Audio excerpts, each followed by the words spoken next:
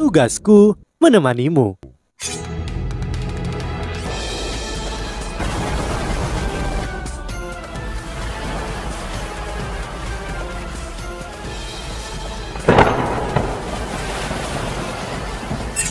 Hai sahabat Pasuk, kembali lagi bersama alur cerita versi novel Solen 2 Sekte Tang yang tak tertandingi. Jangan lupa like, subscribe, dan nyalakan tanda lonceng. Mari kita lanjutkan. Kekuatan militer selalu paling penting di matanya.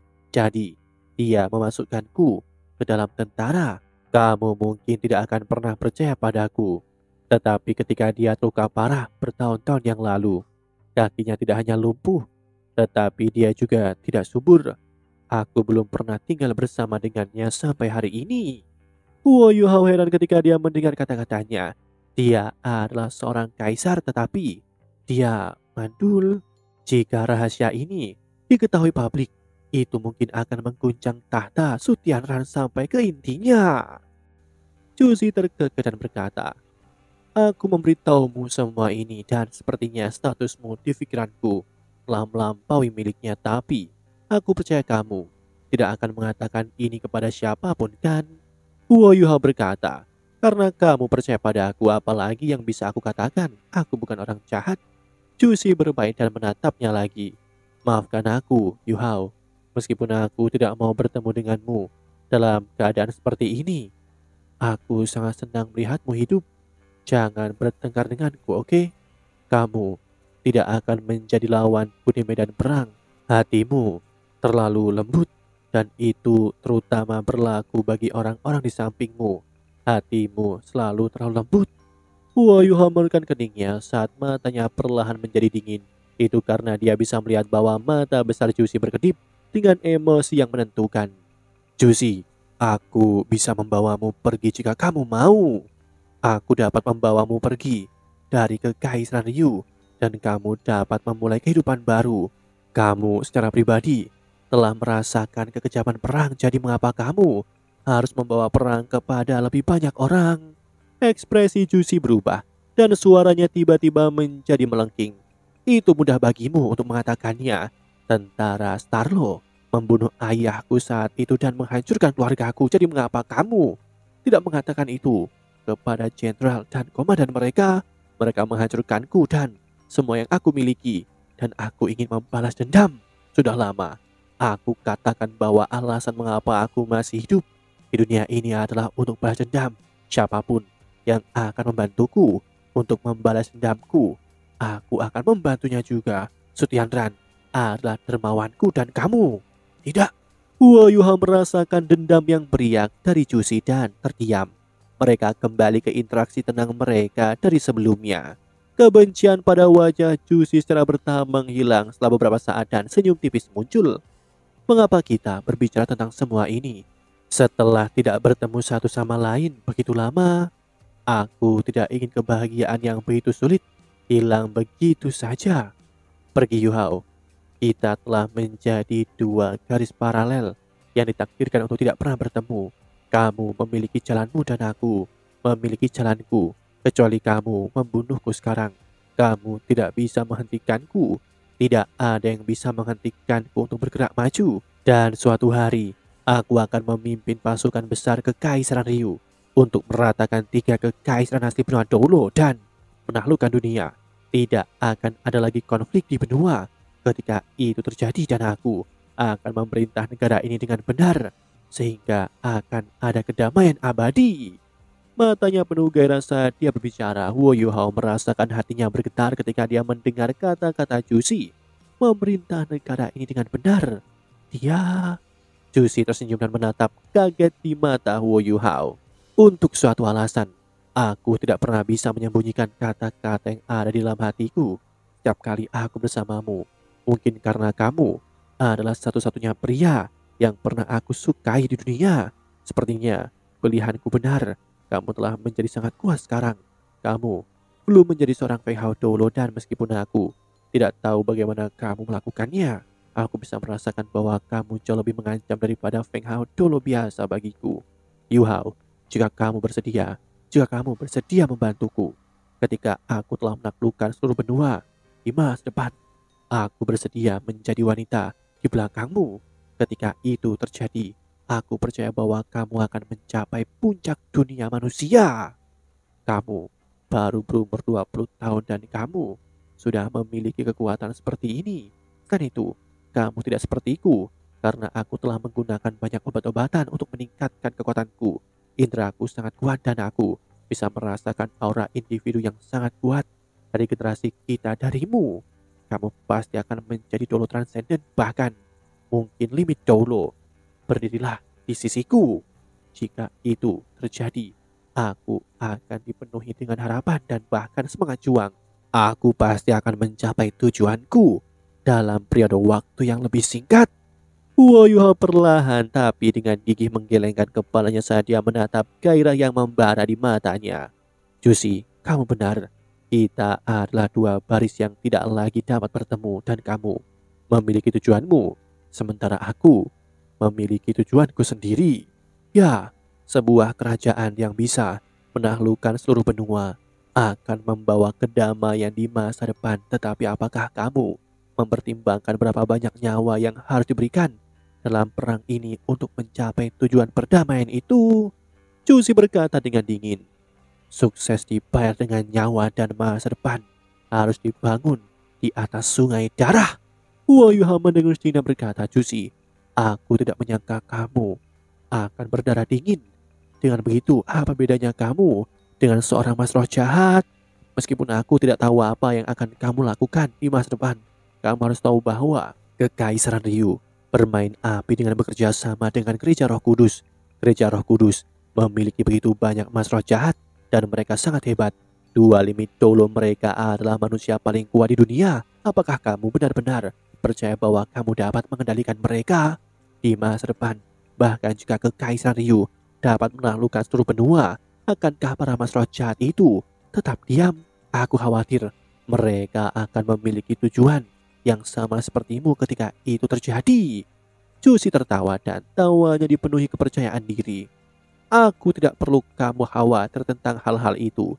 Selama kamu bersedia untuk bersamaku dan membantuku, perlahan-lahan aku akan membiarkanmu memahami rencanaku. Gereja Roh Kudus sangat kuat, tetapi bahkan manusia yang terkuat pun memiliki kelemahan. Selanjutnya, mereka adalah sekte. Apa? Yang aku kendalikan adalah kekuatan kekaisaran. Apakah kamu benar-benar percaya bahwa kekuatan individu dapat berperang melawan seluruh kekaisaran? Jadilah pria di belakangku, Yu Hao. Anggap aku memohon padamu. Cusi tiba-tiba menjadi sangat lemah saat kata-katanya berhenti di sini. Dua baris air mata mengalir di pipinya ketika tetesan air mata transparan dengan cepat berubah menjadi es dan jatuh ke tanah sebelum hancur berkeping-keping. Yu Hao menatapnya. Ada ketidakpastian di matanya dan ada ketakutan, tapi ada lebih banyak harapan. Dia tahu bahwa ini mungkin kali nasib mereka berpotongan, tetapi bisakah dia benar-benar melakukan itu? Wo Yu Hao maju selangkah saat dia menggelengkan kepalanya dengan ringan. Dia membawa Jusi ke pelukannya dan berkata, Maaf Jusi, tapi aku tidak bisa. Kamu punya tujuan dan aku punya. Meskipun aku tidak mau mengakuinya, mungkin kita hanya bisa menjadi musuh. Setelah hari ini, aku akan mempertaruhkan segalanya untuk menghentikan invasi Kekaisaran Ryu. Aku berharap perdamaian di benua ini dan aku akan bekerja sampai akhir hayatku, sampai hari aku mati. Jusi membiarkan Yu Hao memeluknya. Dia juga memeluk Yu Hao. Mereka berdua hanya saling berpelukan dan Jusi mengangkat kepalanya setelah beberapa saat. Saat dia dengan lembut mendorong Huo Yu Hao pergi. Kamu adalah orang yang paling tidak rela ku miliki sebagai musuh, Yu Hao. Apakah kamu tahu itu? Jusi berkata dengan sedih. Huo Yu Hao mengangkat kepalanya ke langit dan berkata, kamu dan aku sama. Jusi mengangguk dengan lembut dan berkata, baiklah, karena kamu sudah membuat pilihanmu maka kita hanya bisa menjadi musuh setelah hari ini. Yu Hao, pernahkah kamu menyukaiku? Yu Hao gemetar sebelum dia mengangguk dengan lembut. Jusi tersenyum dan berjalan di sebelahnya. Dia meletakkan lengannya di lehernya saat dia mendekatkan bibirnya ke telinganya. Kurasa aku tidak menyukaimu untuk apapun. Terima kasih dan bahkan jika kamu berbohong kepadaku, aku masih sangat senang. Huo Yu Hao menghela nafas dan berkata, kenapa aku harus membohongimu? Kamu adalah wanita pertama yang memasuki hatiku, tetapi ada terlalu banyak rintangan dan hambatan di antara kita. Terlalu banyak.